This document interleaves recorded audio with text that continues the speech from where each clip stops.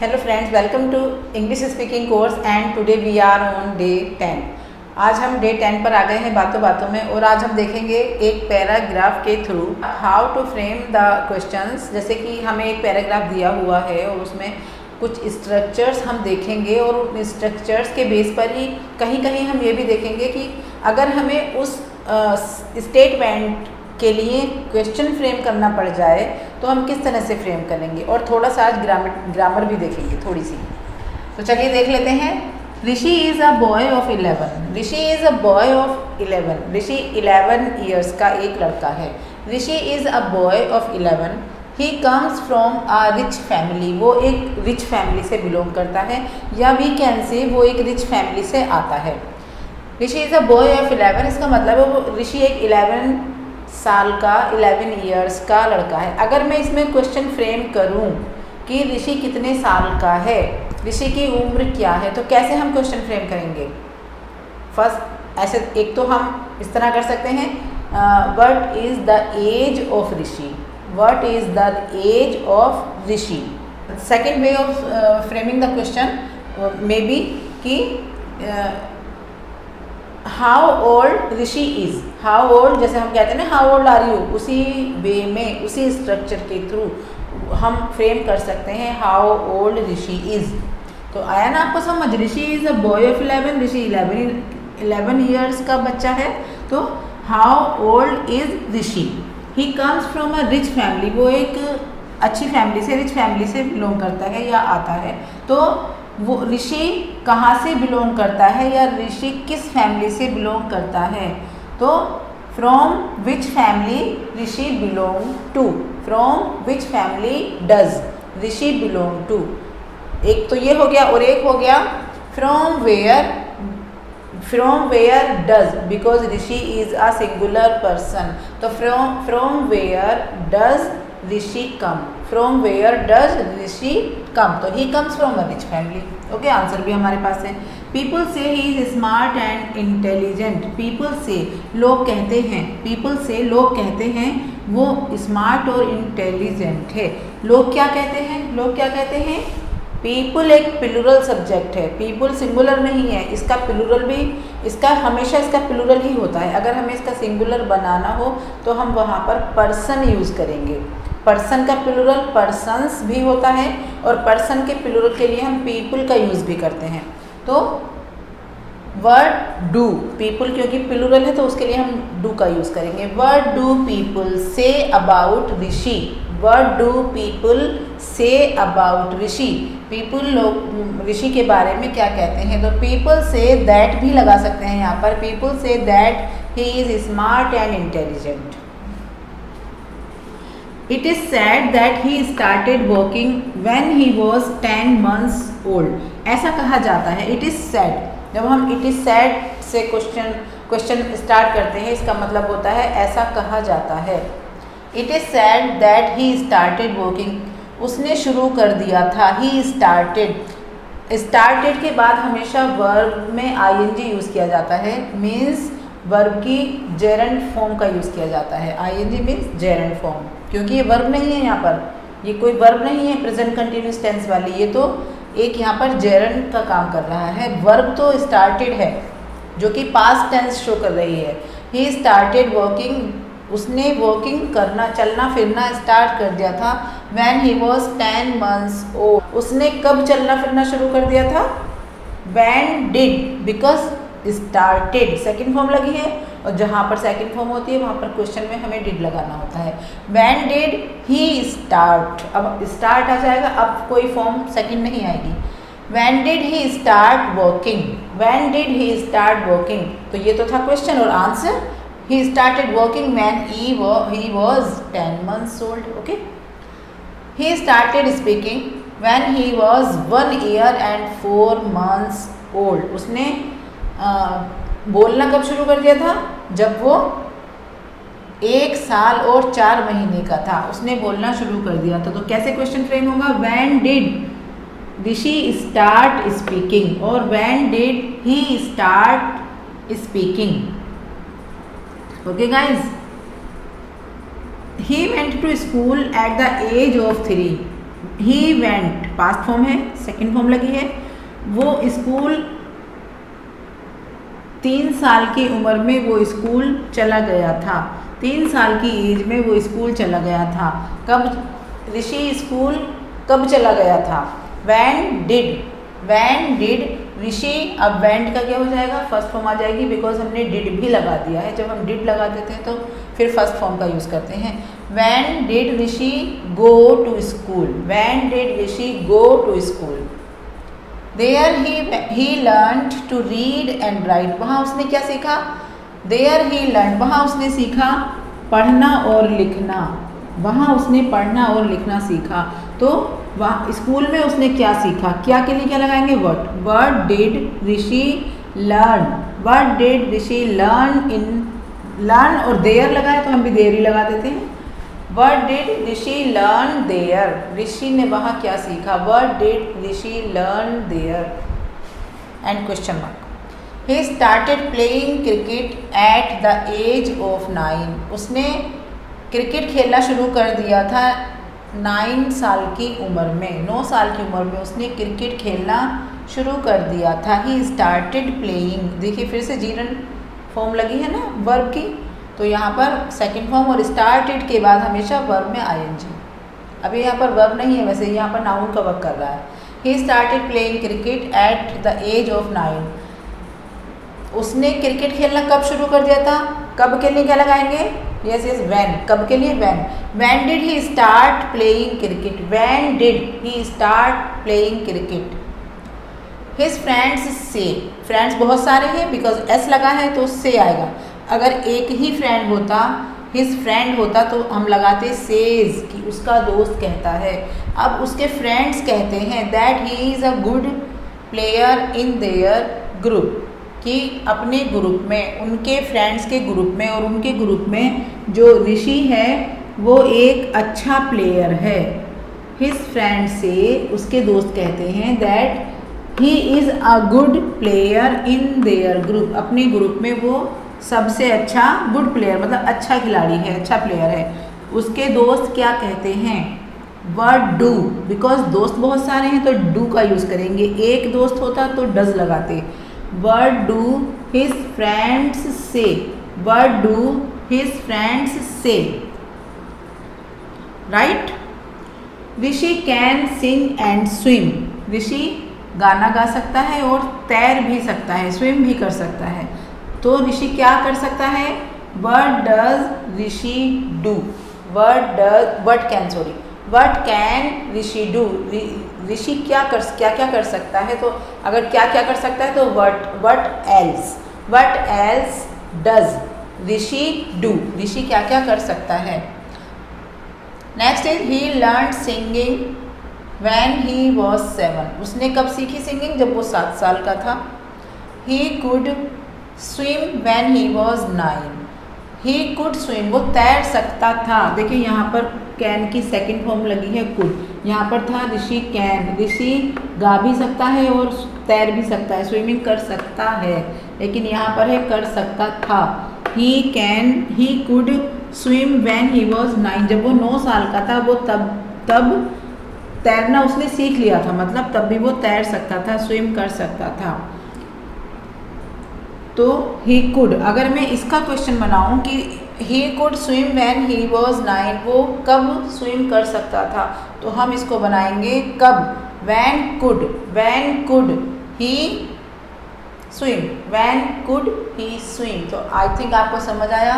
थोड़ा सा ये देख लेते हैं कि ऋषि यहाँ पर नाउन है, because this is the name of a boy, तो यहाँ पर ये नाउन है। ऋषि के लिए यहाँ पर हमने ही का यूज़ किया है, प्रोनाउन हो गया ये, क्योंकि प्रोनाउन की डेफिनेशन आपने पढ़ी है। Pronoun is a word that is used in the place of a noun. Pronoun is a word that is used in the place of a noun. For example he, she, I, we, you, they. तो इसमें example में ही आई जाता है, वैसे भी ही क्योंकि ऋषि के लिए यूज़ हुआ है तो ही प्रोनाउन हो गया। यहाँ पर भी ही प्रोनाउन है। पीपल, आपको पता है जो सब्जेक्ट होता है, वर्ब से पहले जो आता है वो सब्जेक्ट होता है, वो नाउन या प्रोनाउन हो सकता है। पीपल भी यहाँ पर नाउन है। स्मार्ट एंड इंटेलिजेंट, उसके बारे में उसकी क्वालिटीज़ बताई जा रही हैं कि वो कैसा है, तो smart and intelligent and conjunction से जुड़े हैं, और स्मार्ट और इंटेलिजेंट दोनों ही एडजेक्टिव हैं, बोथ आर एडजेक्टिव। ठीक है ना गाइस। तो अब देखते हैं कुछ sentences. First one is you left at 4 and soon after we left. तुम 4 बजे चले गए थे, तुम 4 बजे निकल गए थे और हम उसके बाद हम भी निकल गए थे। मतलब जैसे अगर कोई चला गया और वो पूछ रहा है कि तुम कितने बजे गए थे भाई, ऑफिस से या स्कूल से या कहीं से, तो तुम 4 बजे चले गए थे और हम उसके एकदम बाद ही चले गए थे। तो we left at, you left at 4 and soon after we left. Soon after जल्दी ही, तुम्हारे बाद, जल्दी ही उसके बाद हम चले गए थे, वी लेफ्ट। और वी वेंट, और we went. You left at 4 and soon after, उसके एकदम बाद we left. You are doing the same mistake again and again. You are doing, तुम कर रहे हो, द सेम मिस्टेक, एक जैसी मिस्टेक, अगेन एंड अगेन, बार बार। तुम एक जैसी मिस्टेक बार बार कर रहे हो। You are doing the same mistake again and again. I will think once again, मैं एक बार फिर सोचूंगी, एंड देन टेल यू, मैं एक बार फिर सोचूंगी और जब तुम्हें बताऊंगी। I will think once again, once एक बार, अगेन फिर। जैसे वंस अगेन तो आप वैसे भी यूज़ करते हो, वंस अगेन एक बार फिर, वो एक बार फिर आएगा। He will come once again, मैं एक बार फिर जाऊंगा। I will go there once again, है ना, एक बार फिर। They went just a minute ago, minute ago एक मिनट पहले, अ मिनट अगो एक मिनट पहले, 2 मिनट्स अगो 2 मिनट पहले, 5 मिनट्स अगो। अब उसमें एस लग जाएगा, जब हम आ से हटके 2, 3, 4 पर पहुंच जाएंगे तो मिनट नहीं रहेगा, फिर ये मिनट्स हो जाएगा। दे वेंट और they left just a minute ago, एक ही मिनट पहले वो चले गए हैं, या एक ही मिनट पहले वो यहाँ से निकले हैं, बिल्कुल एक ही मिनट पहले। जस्ट मीन्स बिल्कुल। He had come here about 2 years ago. He had come here, come third form है। कैसे पता चला? क्योंकि फर्स्ट भी कम होती है। हमें ऐसे पता चला क्योंकि ये हैड के साथ लगी है, और जब हैड के साथ वर्ब की थर्ड फॉर्म यूज होती है then it is past perfect tense. He had come, वो आया था यहाँ। ही हैड कम हेयर, वो यहाँ आया था। अबाउट लगभग, अबाउट और अराउंड भी लगा सकते हैं, अराउंड का भी वही मतलब होता है जो अबाउट का। ही had come here about 2 years अगो, वो लगभग 2 साल पहले यहाँ आया था। ओके गाइस, समझ आ रहा है? टर्न राइट, सीधे मुड़ जाओ, टर्न राइट सीधा मोड़ ले लो। From the first square, square का मतलब होता है जहाँ पर चारों रोड मिलती हैं, 4 रास्ते जाते हैं, जिसे हम चौराहा भी कहते हैं, स्क्वायर चौराहा। टर्न राइट, राइट मुड़ जाओ। फ्रॉम द फर्स्ट स्क्वायर, पहले चौराहे से सीधे मुड़ जाना। एंड यू विल सी, और तुम देखोगे, एंड यू विल सी, और तुम्हें दिखाई देगा या तुम देखोगे, the police station. Turn right from the first square and you will see the police station. किसी को रास्ता बताना हो तो इस तरह से turn right, turn left from the first square और from the first turn. First turn पहले मोड़ से, फर्स्ट टर्न और फर्स्ट स्क्वायर, अगर स्क्वायर है वहाँ पर तो स्क्वायर बोल सकते हो, टर्न है तो टर्न बोल सकते हो, और फर्स्ट शॉप अगर दिखती है तो शॉप बोल सकते हो, from the first shop. I have already heard all about this. I have, अब हैव के साथ फिर हर्ड लगा है यहाँ पर, हियर की थर्ड फॉर्म है, तो आई हैव हर्ड, और क्योंकि ऑलरेडी बीच में आया है तो वर्ब के, दोनों वर्ब के बीच में जो वर्ड आ जाता है that is adverb. I have already heard, मैंने पहले ही सुन रखा है, ऑल अबाउट दिस, इन सब के बारे में, इस सब के बारे में, ऑल अबाउट दिस, इस सब के बारे में मैंने पहले ही सुन रखा है। हैव हर्ड कौन सा टेंस हुआ? Present perfect. जब हमने हैड लगाया था तो पास्ट परफेक्ट, एंड हैव और third form then present perfect. Stay away, दूर रहो, स्टे अवे दूर रहो, stay away from smoking, stay away from liquid, stay away from dogs, कुत्तों से दूर रहो, और stay away from these wires, stay away from heater, heater से दूर रहो, stay away from these wires, इन वायर्स से दूर रहो, इन तारों से दूर रहो। गेट डाउन ऑफ, ऑफ का मतलब होता है, गेट डाउन का मतलब होता है उतर जाना, और ऑफ का मतलब इसलिए लगा है क्योंकि अलग हो जाना, उतर जाओ और अलग हो जाओ टेबल से। गेट डाउन ऑफ, टेबल से उतर जाओ, get down of the table. Table से उतर जाओ। Put that bag down, put means रखना, दैट बैग इस बैग को, उस बैग को नीचे रख दो। पुट दैट बैग डाउन, उस बैग को नीचे रख दो। थोड़े से सिमिलर सेंटेंसेस और देख लेते हैं। अगर हमें कहना है कि टाइम की नज़ाकत को समझो, टाइम की डेलिकेसी को समझो, मतलब कुछ बातें कोई ऐसी कर रहा है जो टाइम के हिसाब से गलत जा रही हैं, तो हमें कहना है टाइम की नज़ाकत को समझो, तो हम कहेंगे understand the delicacy of time. Delicacy का मतलब होता है नज़ाकत, उसकी अहमियत जो इस टाइम है उस चीज़ को, नज़ाकत को समझो। Understand the delicacy of time, time की नज़ाकत को समझो। डोंट मेक मी एंग्री, मुझे गुस्सा मत दिलाओ, मुझे गुस्सा मत करो। Understand the delicacy of time, don't make me angry. अगर फ़ोन बज रहा है तो कैसे कहेंगे उसको? लिसन, सुनो, तुम्हारा फ़ोन बज रहा है।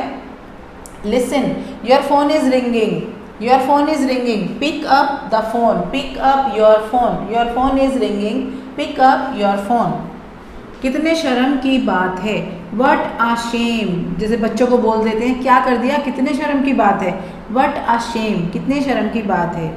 I don't need to remind you, remind means याद दिलाना, किसी को रिमाइंड कराना, याद दिलाना। जहाँ पर भी री लगता है उसका वो दोबारा से, इसका मतलब होता है री का मतलब, री एक सफिक्स है, सॉरी री एक प्रीफिक्स है जिसका मतलब होता है दोबारा किसी काम को करना। तो माइंड याद दिलाना, किसी को दोबारा से याद दिलाना। याद तो दोबारा ही दिलाया जाएगा, पहली बार जो बात हो चुकी है वो तो पहली बार में हो चुकी है, अब तो याद दिलाना है तो दोबारा से ही करना है। I don't need to remind you, मुझे ज़रूरत नहीं है। आई डोंट नीड, मुझे ज़रूरत नहीं है, टू रिमाइंड यू, तुम्हें याद दिलाने की। Mummy doesn't let me have sweet, let me have, let एक परमिशन के लिए यूज़ किया जाता है, देना। मम्मी मुझे नहीं खाने देती हैं, हैव यहाँ पर खाने के लिए आया है। स्वीट, मम्मी मुझे स्वीट नहीं खाने देती हैं। मम्मी डजेंट लेट मी ईट, और लेट मी हैव और लेट मी टेक एक ही बात है। Late me have sweet, mummy मुझे स्वीट नहीं खाने देती है। ही would eat chocolate, he would eat chocolate, वो चॉकलेट खाएगा। All day long, all day long का मतलब है पूरा दिन, all day long. If I let him, अगर मैं उसे खाने देती हूँ, अगर मैंने उसे परमिशन दी तो वो पूरा दिन चॉकलेट ही खाएगा। He would eat chocolate. I am so pleased, मैं बहुत खुश हूँ। I am so pleased, I am so happy, I am so lucky, और बहुत लकी हूँ। I am so lucky to have you friend, तुम मुझे मिले, तुम मेरे दोस्त हो, इसलिए मैं बहुत खुश हूँ। अगर आपको अपने किसी दोस्त को, अपने सिस्टर को, अपने ब्रदर को, अपने किसी वाइफ को, अपने हस्बैंड को कहना हो कि मैं बहुत खुश नसीब हूँ, मैं बहुत खुश हूँ कि तुम एज अ फ्रेंड और एज अ वाइफ और एज अ हस्बैंड मुझे मिले हो, तो आप फ्रेम कर सकते हैं sentence. I am so pleased, I am so happy to have you friend, to have you wife, to have you husband, to have you sister and brother. I almost didn't recognise, recognise का मतलब होता है पहचानना। I almost, अब कोई आपको बहुत दिनों बाद मिला है, सपोज वो आपके बचपन का दोस्त है, आपका चाइल्डहुड फ्रेंड है, और वो आपको कम से कम 20-25 के साथ 20-25 ईयर्स के बाद मिला है, देन आपको तो पहचानना मुश्किल हो जाएगा ना, क्योंकि इंसान चेंज हो जाता है बहुत ज़्यादा। तो आई ऑलमोस्ट डिडंट रिकॉग्नाइज, मैं तो लगभग तुम्हें पहचान ही नहीं पाया। आई ऑलमोस्ट डिडंट रिकॉग्नाइज, मैं लगभग पहचान ही नहीं पाया तुम्हें। यू, तुम्हें नहीं पहचान पाया। यू हैव चेंज्ड, तुम बदल चुके हो। आ लोट, तुम बहुत ज़्यादा बदल चुके हो। I almost didn't recognise you, you have changed a lot, बहुत ज़्यादा बदल चुके हो। It's lovely to see you again, लेकिन बहुत अच्छा लगा। It's fine, it's fantastic, it's very good, it's awesome to see you again, तुम्हें दोबारा देखकर मुझे बहुत अच्छा लगा। Could you speak a bit slow please, अगर हमें किसी को आवाज़ कम करवानी है, कोई तेज़ बोल रहा है, then we can say a bit slow, थोड़ा सा कम। Could you speak a bit slow please, क्या तुम थोड़ा धीमे बोलोगे, क्या तुम थोड़ा धीरे बोलोगे प्लीज़। और बड़े ही मैनरफुल वे में कहा गया है, बड़े ही रेस्पेक्टफुली कहा गया है। कुड भी लगा है और प्लीज़ भी लगा है, दोनों ही साइन है बहुत ही ज़्यादा रेस्पेक्ट देने के। तो कुड और प्लीज़ हम यूज़ कर सकते हैं जब हमें किसी को बहुत ही, किसी बड़े से बहुत ही आदर से बात करनी हो, ठीक है ना। Could you speak a bit slow please, क्या तुम थोड़ा धीरे बात करोगे। तो that's all for today. I think you have understood today's lesson. Please subscribe to my channel if you are watching my video first time, and we will be back soon. Till then, bye.